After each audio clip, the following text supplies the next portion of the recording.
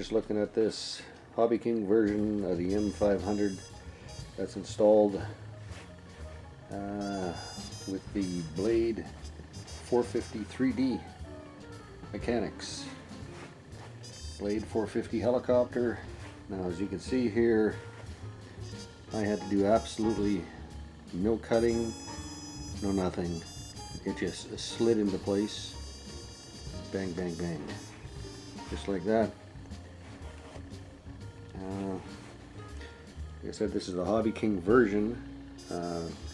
Was thinking of getting originally the line version, and then came up with this thing, and it was half the price, and the specs were the same. This model is made by KDS, and we're going to just take a little look at the inside here.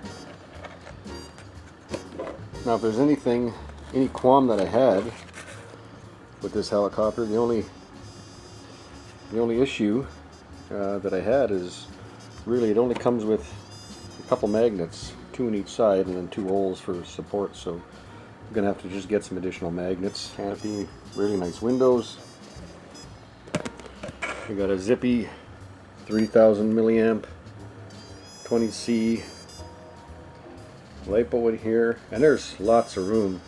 The front of it comes out to about here, so I was hearing things that battery might not fit.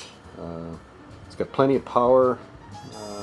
It doesn't lift it vertically like it did, you know, with Gen Z's battery flying 3D, because you got a big body and a big battery, but it's made to fly scale. So I had to just wrap some tape around the edges where the landing skids go in, because there's some pretty, the holes are not exactly, 100% perfect, but no issue with that. This wood frame, when it came, it was, you could see where it at one time was glued in, and was sort of loose in there, so I just took some epoxy and epoxied it all in. Same with the landing gear, epoxied the heck out of it.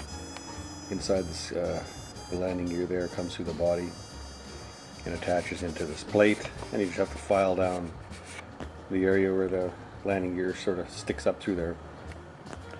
If you're looking for a model like this and you sort of examine the parts, you kind of see there's 2 little frames. The one attaches to the front and back. There's no issues with those at all. I put them together, and then I painted them with epoxy, because I can see that that the wood is not overly strong, so I just sort of beefed it up a little bit, and then use some hex bolts. Yeah, she lined up in there perfect, and no problem at all. Head fits in there fine.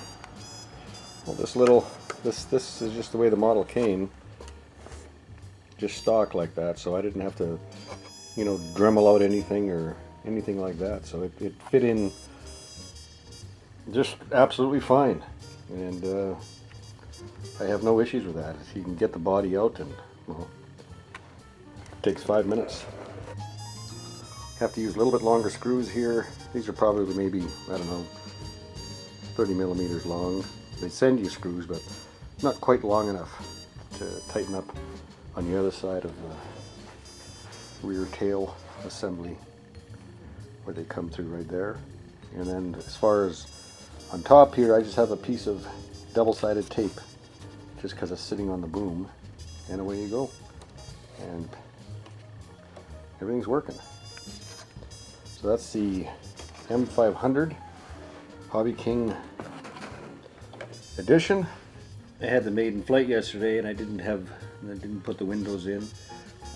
Top window, gonna keep those off. It's for tightening the screws in the back. A great looking helicopter. Looks great in the air. Looks like a scale helicopter for sure. Lots of fun to fly. Just to see it bopping around like that. She's awesome.